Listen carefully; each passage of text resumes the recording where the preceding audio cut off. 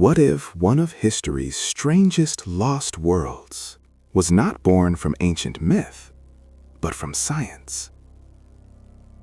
What if respected scholars, naturalists, and early geologists once believed that somewhere beneath the Indian Ocean, an entire continent had vanished? A landmass larger than nations, older than memory. A place that, according to some, connected Madagascar, India, and even the origins of humanity itself. Its name was Lemuria.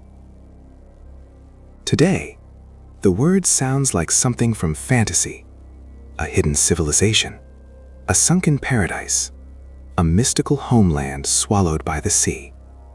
It appears in occult books, spiritual teachings, conspiracy theories, and stories about forgotten wisdom.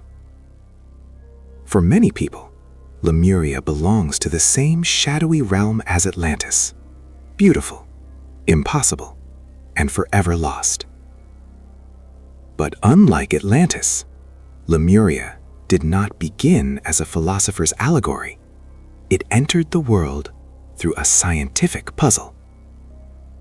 In the 19th century, long before plate tectonics, before continental drift was accepted, before the ocean floor had been properly mapped, scientists were trying to answer a strange question. Why were certain animals, especially lemurs, found in places separated by vast oceans? Why did Madagascar and India seem to share biological echoes, as if they had once touched? And if they had, where had that land gone? The answer, for a time, seemed almost obvious. A continent had sunk. Not a kingdom, not a legend, a real continent. Lemuria was proposed not by mystics first, but by men trying to solve the geography of life itself. And yet, as science advanced, the continent that once seemed reasonable began to dissolve. Maps changed, the earth changed, the explanation changed, but the idea of Lemuria refused to die. Why does a disproven continent still haunt the modern imagination? Why do some forgotten theories vanish quietly, while others become immortal myths?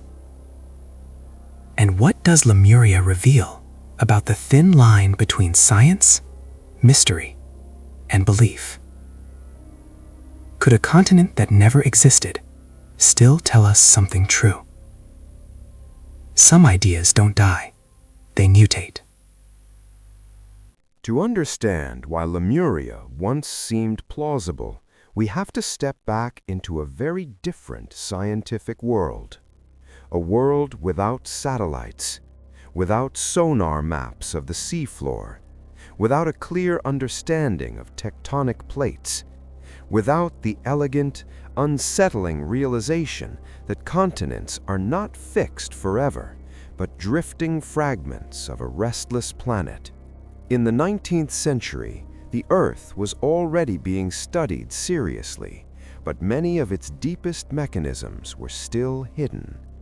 Scientists could compare fossils, examine rock layers, classify animals, and trace patterns in nature, but they did not yet possess the framework that would later unite these observations into one grand theory.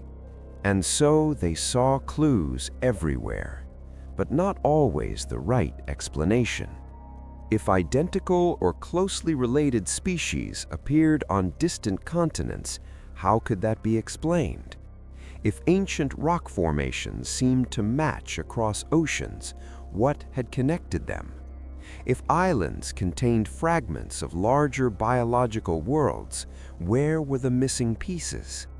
At the time, one common answer was land bridges.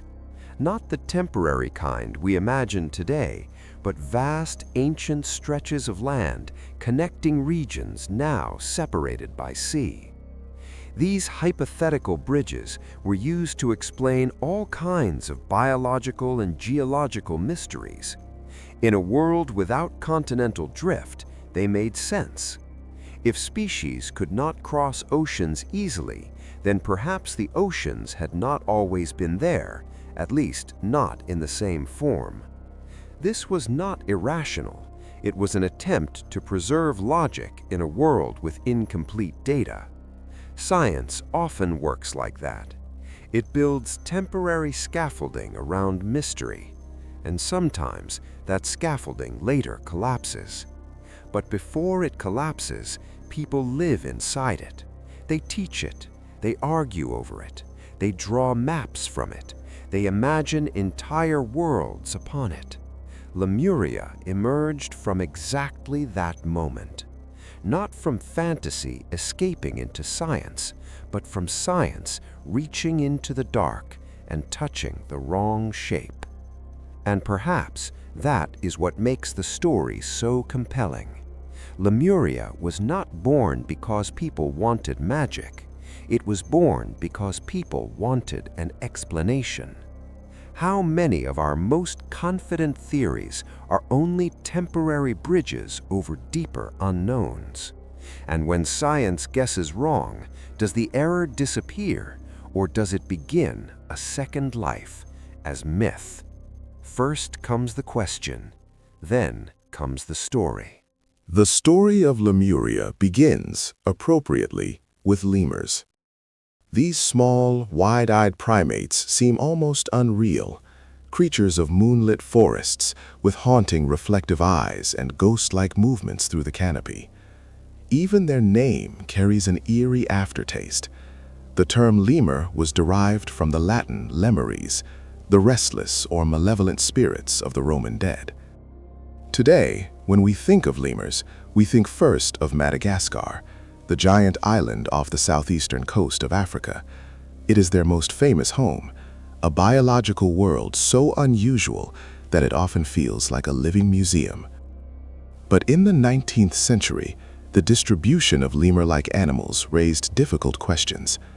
Why did Madagascar have such a remarkable concentration of them? Why did India also seem linked through related forms and fossil patterns?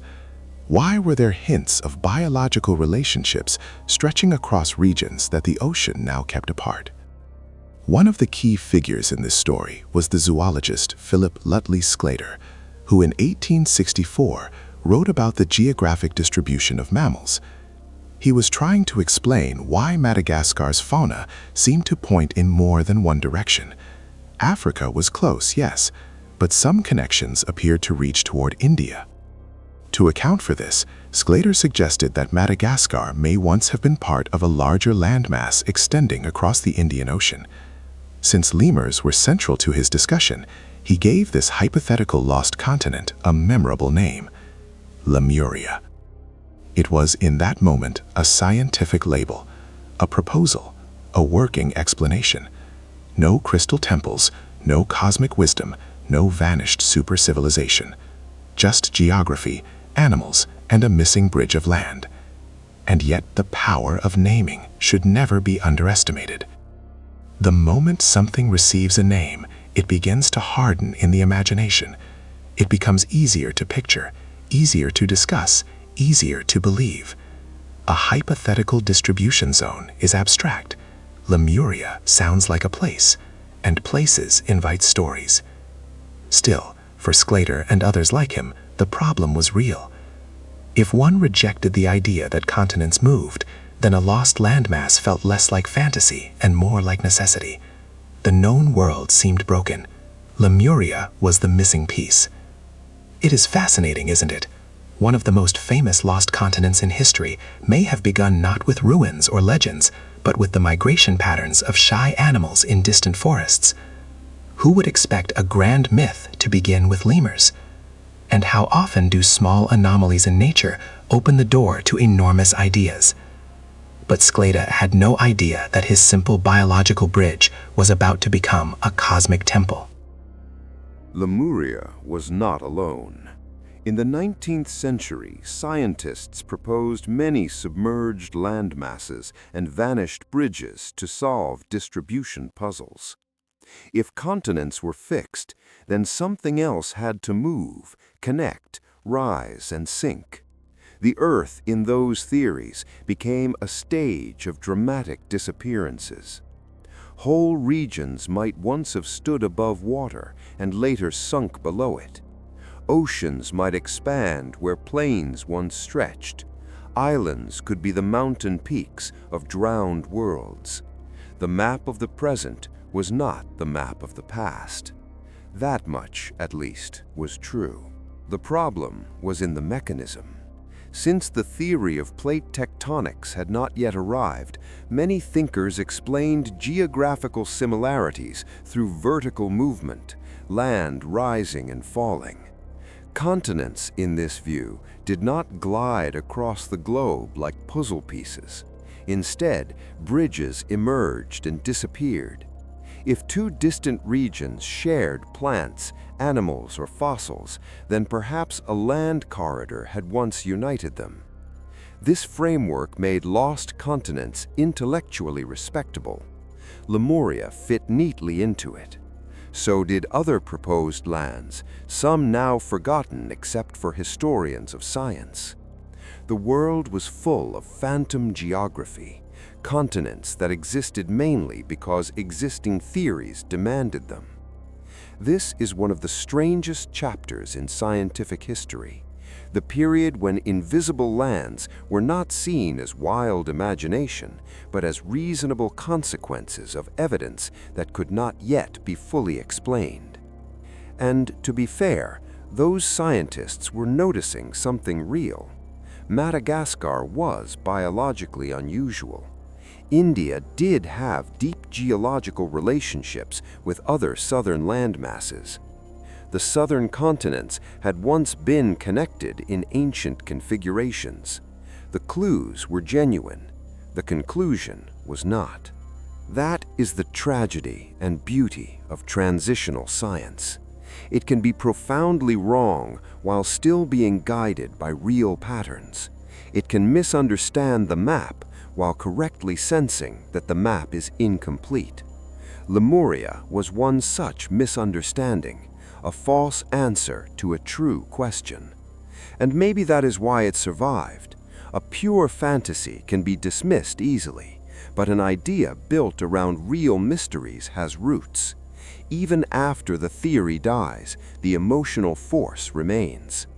So when does a useful scientific mistake become a cultural legend? And if an explanation is wrong, but the mystery behind it is real, have we really stopped believing? Or have we only changed the language? The evidence was real. The continent was not. Then came the idea that changed everything. Lemuria stopped being merely a zoological convenience. It became something much larger, something more dangerous, something unforgettable. The German biologist and philosopher Ernst Haeckel, one of the most influential and controversial scientific thinkers of the 19th century, took the concept of Lemuria and pushed it into a new realm. Haeckel was deeply interested in evolution, human origins, and the missing links that Darwinian thought seemed to demand. He believed that the birthplace of humanity had to be found somewhere, and in a world still full of gaps in the fossil record, bold speculation often rushed in to fill them. For Haeckel, Lemuria offered a seductive possibility. If such a continent had once existed in the Indian Ocean, perhaps it had not only connected animal populations, perhaps it had also been the cradle of early humans, or at least of some crucial ancestral stage in human evolution. This was a powerful shift. Now, Lemuria was no longer just a lost bridge for animals. It was a lost stage for us, a homeland, an origin, a place where the human story might have begun before rising seas or geological catastrophe erased the evidence. This idea gave Lemuria a mythic charge that pure biogeography never could. People can forget arguments about mammal distribution. They do not forget claims about where humanity came from. The moment Lemuria became about us, it stopped being small. At first glance, Lemuria feels intuitive. If a land once connected Madagascar and India and later disappeared, then the puzzle seems solved. Simple, elegant, almost cinematic. But the Earth is rarely so dramatic in the ways we imagine. As geology advanced through the late 19th and early 20th centuries, the weaknesses in the Lemuria hypothesis became harder to ignore. The idea required the existence of a vast continent in the Indian Ocean that had somehow sunk beneath the sea, not just eroded, not partly submerged, but largely vanished. And that posed a problem. Continents are not like rafts floating loosely on the surface, able to simply drop into the deep ocean and disappear without leaving enormous structural evidence. Continental crust is different from oceanic crust. It behaves differently. It has different density, different composition, different geological history. The more scientists learned about the physical architecture of Earth, the less plausible it became that an entire continent like Lemuria had neatly sunk into the Indian Ocean abyss. Then came an even greater revolution. In the 20th century, the theory of continental drift, initially controversial, gained support through growing geological and paleomagnetic evidence. Later, plate tectonics provided the mechanism. Continents were not fixed and then occasionally drowned. They moved, slowly, relentlessly, over vast stretches of time. And India moved with astonishing speed. During part of its northward journey, the Indian plate raced at roughly 18 to nearly 20 centimeters per year, a geological sprint, before colliding with Eurasia around 40 to 50 million years ago, a collision that helped raise the Himalayas and reshape Asia. Once that framework took hold, many old mysteries became newly legible. The similarities between India, Madagascar, Africa, Antarctica, Australia, and South America did not require a lost continent in the Indian Ocean. They pointed instead to ancient supercontinents, especially Gondwana, a real prehistoric landmass whose fragments later separated as tectonic plates. In that new map of Earth history, India and Madagascar had indeed been connected, but not through a vanished 19th century-style Lemuria. They were pieces of a much older tectonic story. The clue had been real. The interpretation had been wrong. Lemuria was not a drowned continent of recent memory. It was a misunderstanding born from observing the broken remains of deep geological time without yet understanding how they had broken apart. And yet even here, reality remains strangely poetic. The world once was joined in ways that seemed impossible. Continents did part. Ancient biological worlds were torn apart and scattered. The true history of the Earth turned out to be more astonishing than the fantasy, just less human in its timing, less mythic in its shape, and far less convenient. So why do we often cling to dramatic but simpler stories when the truth is deeper and stranger?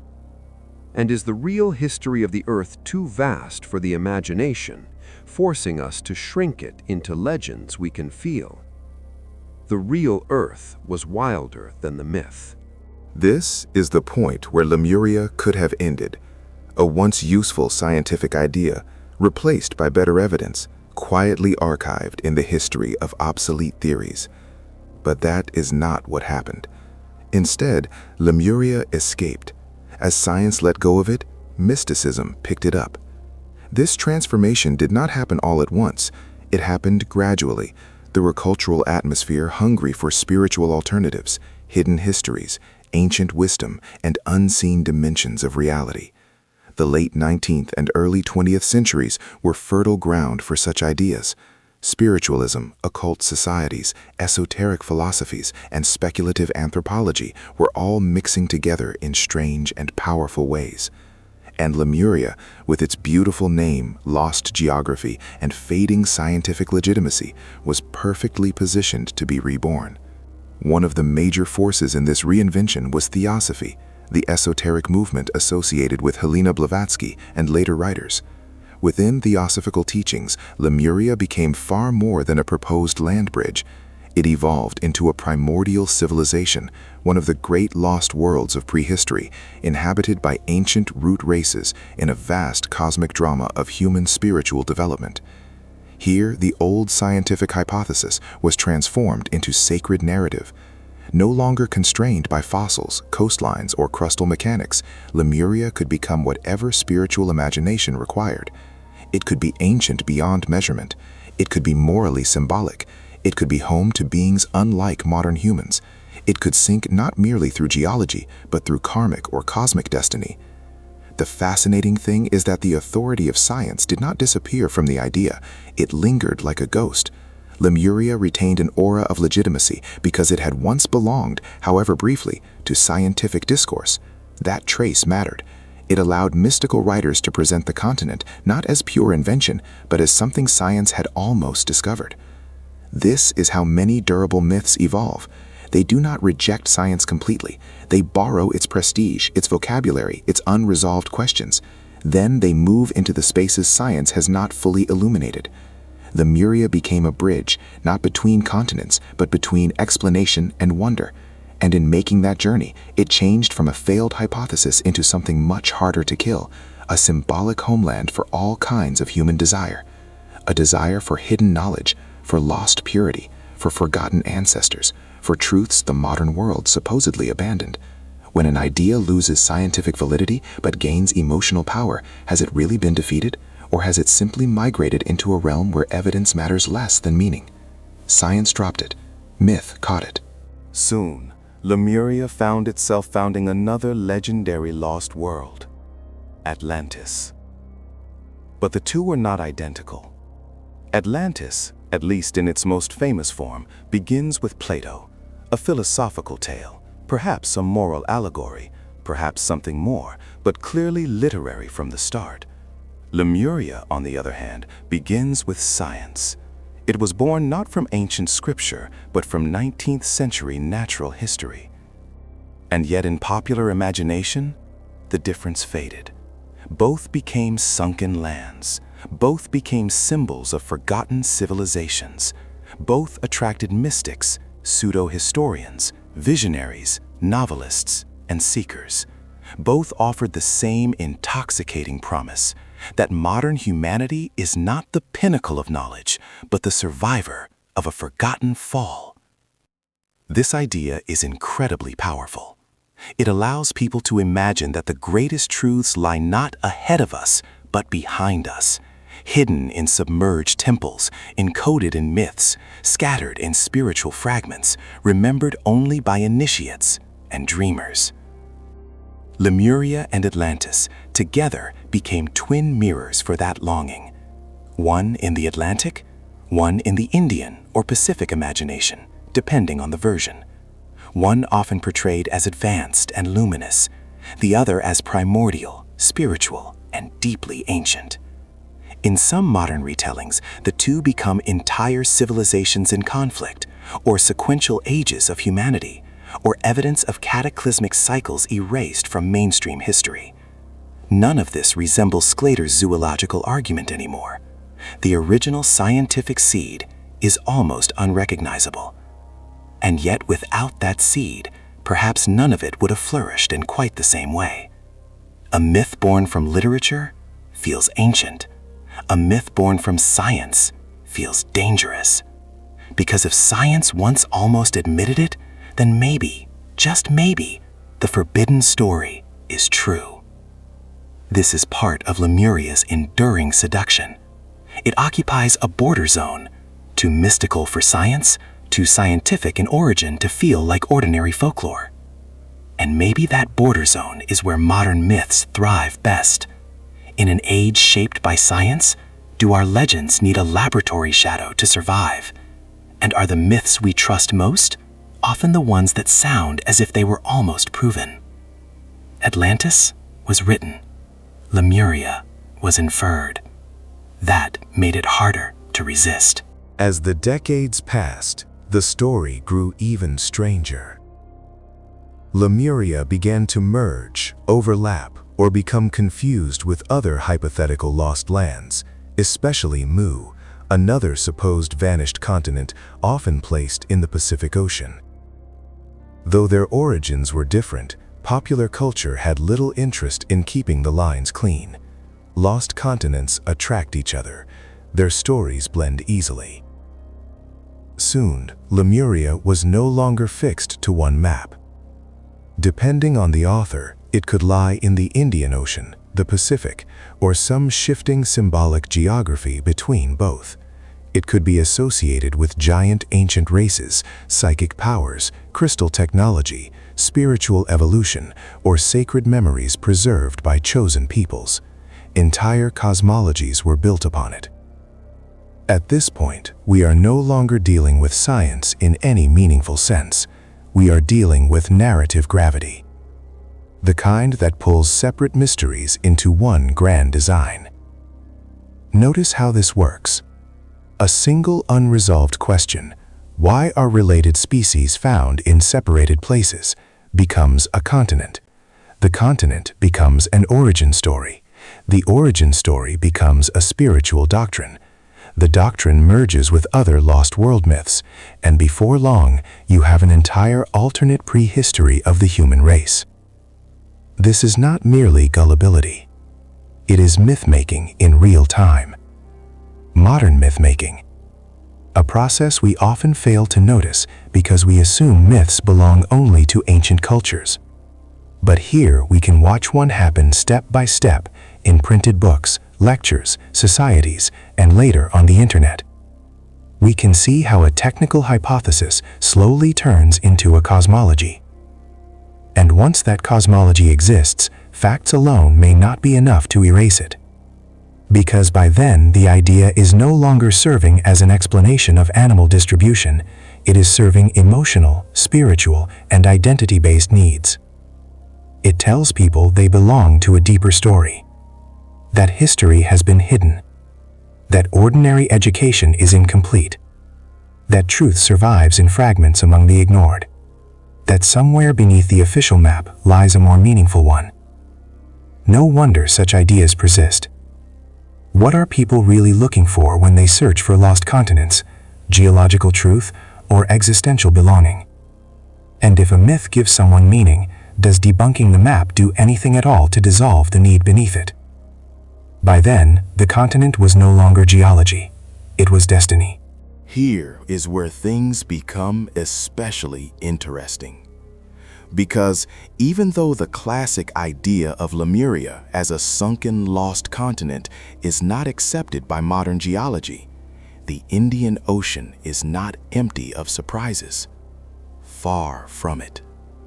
Researchers have found evidence of microcontinents and fragments of continental crust hidden beneath volcanic material and oceanic regions.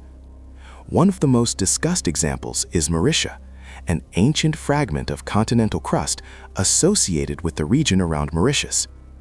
Geological evidence suggests that remnants of ancient continental material can indeed be scattered beneath the Indian Ocean, broken apart by tectonic processes over immense spans of time. To some people, discoveries like this sound like vindication. You see, they laughed at lost continents, and now they're finding them. But this is where precision matters. Mauritius is not Lemuria. Microcontinental fragments are not proof of a recent civilization-bearing continent sinking beneath the waves. What geology reveals is subtler and in many ways more impressive. ancient crustal fragments can survive from the breakup of supercontinents. Pieces of old land can be stranded, submerged, buried, and reworked by tectonic events. The Earth's crust is a palimpsest, written over again and again. That does not resurrect the old 19th century Lemuria hypothesis, but it does remind us why such ideas once felt tempting. Reality contains echoes. Shadows of lost land do exist, not as mystical kingdoms, but as tectonic remnants of unimaginably old worlds. This is the pattern that keeps legends alive. Science disproves the fantasy, then uncovers something real that is weird enough to sound like the fantasy's cousin. The public hears part of the story, and the old myth breathes again. A continent didn't sink yesterday, but ancient crustal fragments do sleep under the sea, and for many people, that is close enough. Yet close enough is where confusion thrives. If reality offers broken geological fragments, why do we so quickly turn them into civilizations? Why is raw Earth history not enough by itself? And are we disappointed by the truth because it lacks temples, priests, and prophecy? The myth was wrong. The mystery remained. There are ideas that fade. And there are ideas that become immortal exactly because they were never fully real to begin with. Lemuria belongs to the second kind. It survives because it answers several deep human desires at once. First, it satisfies the desire for hidden history. People are irresistibly drawn to the thought that official narratives are incomplete, that something enormous has been forgotten, suppressed, or lost. Second, it speaks to the longing for origin, not just where life came from, but where we came from. A lost homeland is always more emotionally powerful than a technical account of evolutionary branching.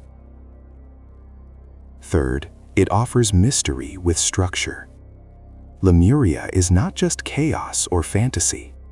It feels organized. It has a name, a map, a function, a role in human destiny. That makes it easier to inhabit imaginatively. Fourth, it bridges science and myth. Because it began in scientific discourse, it never feels entirely fictional. Because it later entered spirituality, it never feels entirely reducible to science. It stands in between, and many people find that middle zone irresistible. But perhaps the deepest reason Lemuria survives is this: it represents a lost world that promises meaning. Not merely a place, but a forgotten chapter in the story of existence. And humans are storytelling creatures. We do not live by facts alone. We live by patterns, symbols, origins, endings, and the dream that beneath visible history there is a more significant one waiting to be recovered. In that sense, Lemuria is not just about geology. It is about memory. Collective memory, false memory, desired memory. The kind that says we belong to something older than we know. Whether that something is a continent, a civilization, or simply the human hunger for roots may be beside the point. So maybe the better question is not, did Lemuria exist in the popular sense? Maybe the better question is, why do we need it to? What absence inside human culture keeps calling these drowned worlds into being? And if we ever lost the desire for hidden origins, would myths like Lemuria disappear, or would we simply invent new ones? People don't just search for continents, they search for meaning. Ironically, the real story beneath Lemuria may be even more profound than the legend. Not because there was a magical civilization under the sea, not because humanity descended from an enlightened continent erased from history, but because the mistake itself reveals how human knowledge grows. Lemuria teaches us what science looks like before the puzzle is solved. It shows us intelligent people reasoning with incomplete information, detecting genuine patterns, proposing elegant explanations, and later being corrected by deeper evidence. That is not failure in the simple sense. It is the process of knowledge unfolding. At the same time, Lemuria shows us something else, that discarded scientific ideas do not always die scientifically. Sometimes they pass into culture, where they continue evolving under different rules. And maybe that is the hidden history of Lemuria. Not a continent lost beneath the ocean, but an idea lost between categories. Born in science, adopted by mysticism, preserved by imagination, recycled by conspiracy, romanticized by storytelling, and kept alive because it speaks to something permanent in the human mind. We want the world to be deeper than it appears. We want maps to contain absences. We want history to have secret rooms. We want forgotten continents because we are haunted by the possibility that we too have forgotten something essential about ourselves. That is why Lemuria matters. Not as a place we can find, but as a mirror reflecting our need to connect mystery with meaning. And perhaps that is why even after geology moved on, the name remained. Not because the continent was real in the literal sense, but because the longing behind it was. Could that be the final secret of Lemuria? That the continent never existed, but the human need for it always did? And if our myths reveal what we hunger for most, what does Lemuria say about us? The lost continent was imaginary. The hunger was not. So, was Lemuria real? As a lost, advanced civilization swallowed whole by the sea, there is no scientific reason to believe so. As a 19th century scientific hypothesis created to explain puzzling patterns in biology and geography, absolutely, yes, it was real as an idea, real as a serious proposal, real as a chapter in the history of science. As a cultural force, without question. Few forgotten theories have traveled so far. Fewer still have transformed so completely. Lemuria moved from zoology into evolution, from evolution into mysticism, from mysticism into pop culture, and from pop culture into the modern internet's endless appetite for hidden truths. That journey tells us something important. People do not preserve every old theory. They preserve the ones that still feel alive. And Lemuria still feels alive because it sits at the edge of the possible. Not scientifically possible in the old sense, but psychologically possible. The kind of idea that slips past skepticism and settles into wonder. A vanished continent, a lost beginning, a missing page in the human story. Even now, it is hard to not feel the pull of it. Maybe that is the true power of Lemuria. It reminds us that the world is full not only of facts, but of abandoned explanations, and that some of those abandoned explanations continue wandering through culture long after science has closed the case. In the end, Lemuria may not be a place beneath the ocean. It may be a place inside the imagination, where science, error, myth, and longing all meet. And maybe that is why we still whisper its name. Because somewhere between what the earth once was and what humans wish it had been, there is a drowned continent of the mind. And who can say that such places are not real in their own way? If an impossible continent can survive for more than a century in books, beliefs, and dreams, was it ever truly lost? And if the map is wrong, But the longing is real. What other Lemurias are we still carrying today? Some continents sink into the sea, others sink into the mind.